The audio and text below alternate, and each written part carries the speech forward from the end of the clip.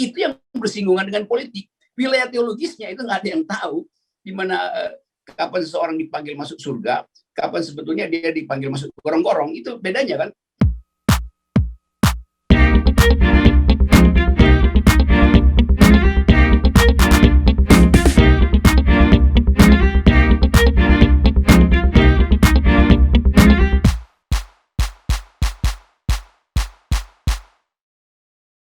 Ini ya, genealogi dari Islam itu sejak Snooker Downs, lalu pergi analisa Profesor Wertheim bahwa Islam itu adalah majority with minority mentality. Semua itu stigma.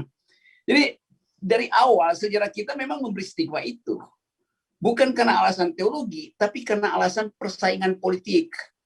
Jadi itu dasarnya.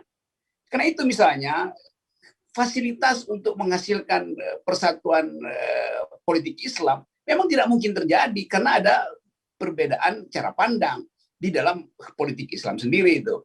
Sama seperti kalangan nasionalis juga nggak mungkin bersatu karena macam-macam versi nasionalismenya, bukan? Jadi soal semacam itu kita terima sebagai fakta historis. Jadi kalau agama dibicarakan di ruang publik itu sebagai pengalaman sejarah kita. Agama pernah menjadi dasar konflik politik. Iya, kita mesti bicarakan itu sebagai pengalaman bersejarah, bukan pengalaman teologis. Agama pernah dipakai untuk menstigma, iya, sebagai pengalaman sosiologis, bukan pengalaman teologis. Jadi kita jangan hindari itu. Semakin kita hindari, semakin kita merasa cemas dengan masa depan, kan?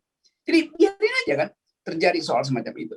Sekarang coba kita uji misalnya, seandainya ada deklarasi bersama partai-partai berbasis Islam ini, mungkin 3-4 partai utama.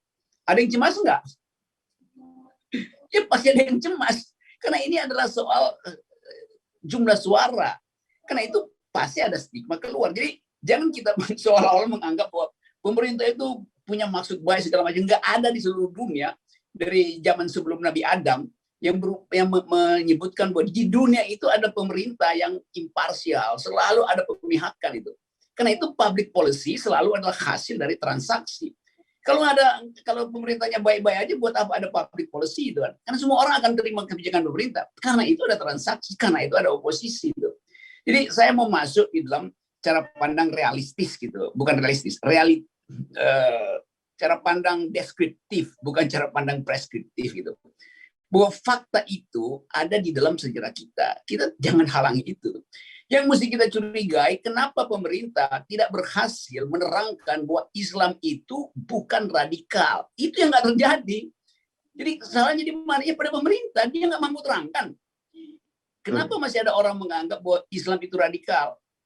Salahnya Islam bukan. Salahnya komunikasi pemerintah yang gagal menerangkan bahwa Islam bukan radikal, kan? Jadi itu intinya di situ tuh.